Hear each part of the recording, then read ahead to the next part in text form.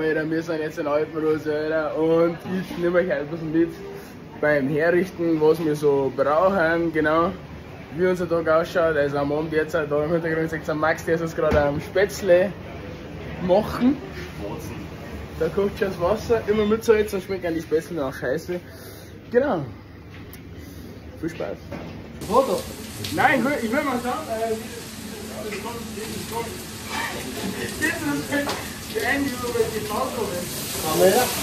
Mach eine Kamera. Sabine? Ja? Was ist das? Es geht wirklich. Ja, so mich? Ja, also ja.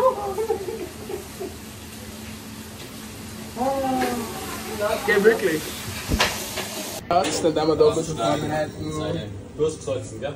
Ja, das soll es nicht. Ja, mein Blaubeer jetzt gekocht, da komme ich meine Mehl rein, dann da. Wer so rot, was das ist, der kriegt ein Kaffee von mir. Genau. Wahnsinn. Da gehen wir hinter zur Kaffeeserie. Und da haben wir jetzt unser Sellerie-Pü. Das geschossen. Genau, so geil.